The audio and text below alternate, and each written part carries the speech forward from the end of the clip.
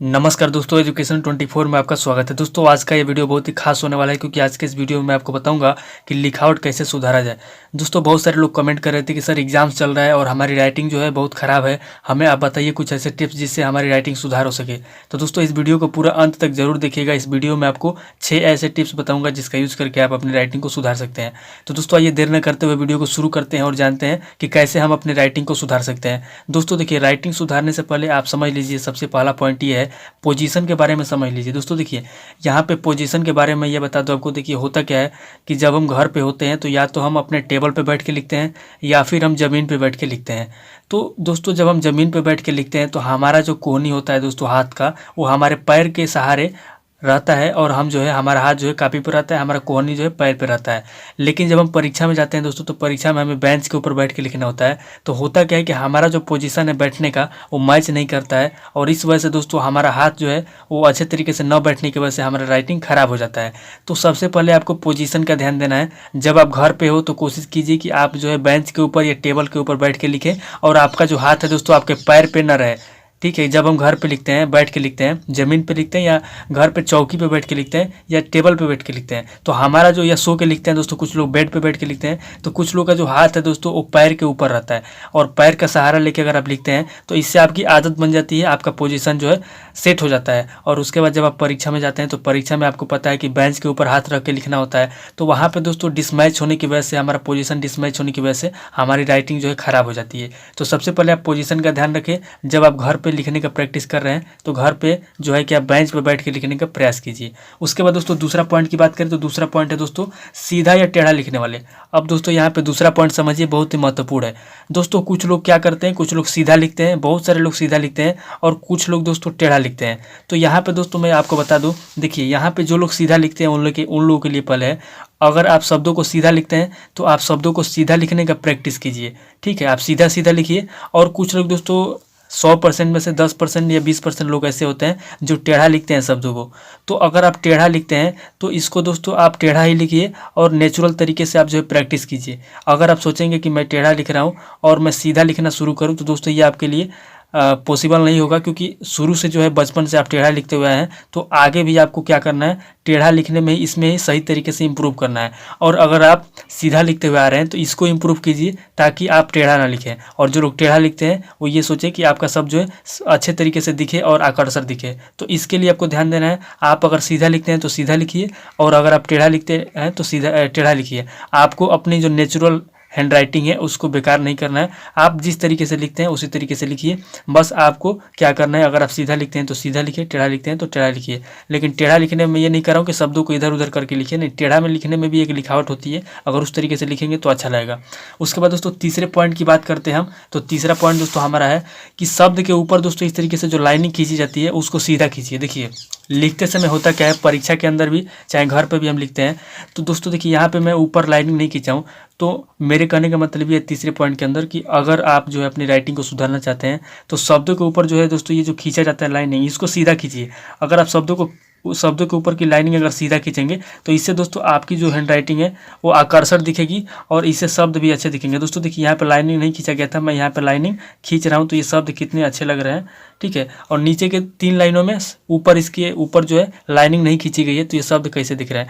दोस्तों यहाँ पे मैं ये समझाने की कोशिश कर रहा हूँ कि जो ऊपर की लाइनिंग होती है उसको सीधा खींचिए।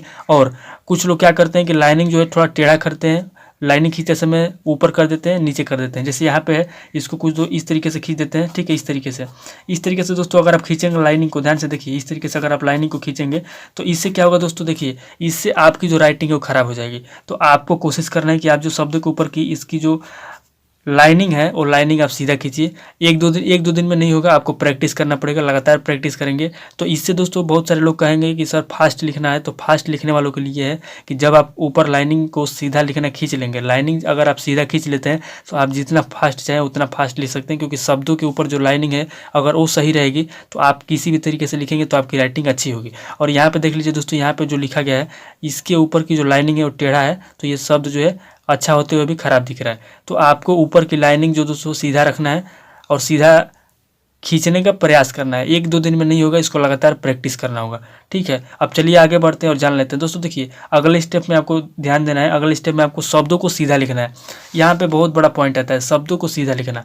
दोस्तों देखिए, अगर आप शब्दों को सीधा नहीं लिखेंगे तो आपके जो शब्द हैं वो अच्छे तरीके से नहीं दिखेंगे, ठीक है। तो शब्दों को सीधा लिखने का प्रैक्टिस करना है, प्रैक्टिस नहीं करेंगे तो नहीं होगा। कुछ लोग जैसे शब्दों को टेढ़ा मेढ़ा लिखते हैं, बड़ा छोटा लिखते हैं, ऊपर नीचे लिखते हैं, तो इन सारी दिक्कतों को ख़त्म करके आपको जो है कि धीरे धीरे प्रैक्टिस करना होगा शब्दों को सीधा लिखने का। तो शब्दों को सीधा लिखिए। उसके बाद दोस्तों अगले स्टेप में मैं आपको बता दूँ, रोज़ नकल लिखिए। दोस्तों देखिए, हैंड राइटिंग सुधारना कोई बच्चों का खेल नहीं है। इसको जो है दोस्तों 1 महीने 2 महीने कम से कम लगातार 4 से 5 महीने, कम से कम आपको 3 महीने तक लिखना होगा। जब आप कम से कम 3 महीने तक आप लिख लेंगे तब जाके आपकी राइटिंग में इम्प्रूव होना शुरू हो जाएगा। आपकी राइटिंग जो धीरे धीरे सुधरने लगेगी। तो आपको कम से कम 3 से 4 पेज, कम से कम 3 से 4 पेज आपको रोज़ नकल लिखना है। जब आप 3 से 4 पेज रोज़ नकल लिखेंगे तो आपका जो हाथ है दोस्तों वो धीरे धीरे आपके कॉपी के ऊपर बैठ जाएगा और इस तरीके से आपकी राइटिंग धीरे धीरे सुधरने लगेगी।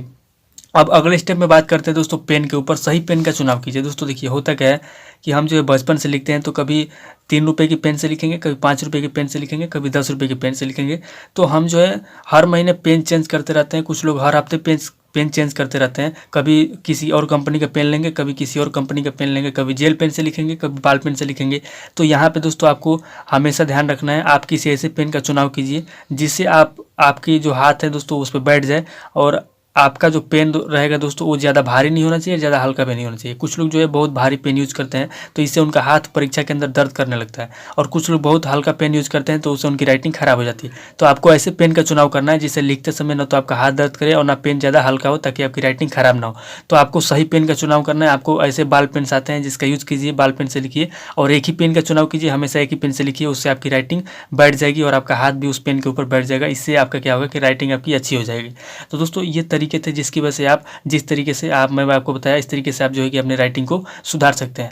और एक तरीका है दोस्तों, अगर आप अभी कक्षा 10 के अंदर है या 12वीं का पेपर देने वाले हैं तो आपके लिए ये है कि आप दोस्तों जो है शब्दों को जैसे अ से लेकर अ तक, ध्यान दीजिएगा, जितने भी शब्द दोस्तों अ से लेके और अ तक जो शब्द होते हैं, इन शब्दों को दोस्तों क्या कीजिए, अ से लेके अ तक के शब्दों को सिंगल सिंगल लिख के प्रैक्टिस कीजिए।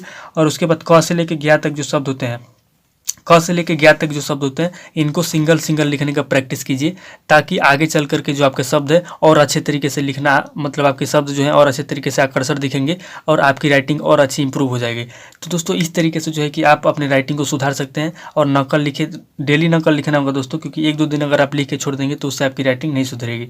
तो दोस्तों इस तरीके से आप लिखिए। मैं यहाँ पे आपको 6 पॉइंट बताया हूँ। सबसे पहला है पोजीशन का आप हमेशा ध्यान रखिए। आप अगर घर पे हैं तो घर पे भी कोशिश कीजिए कि बेंच के ऊपर लिखें।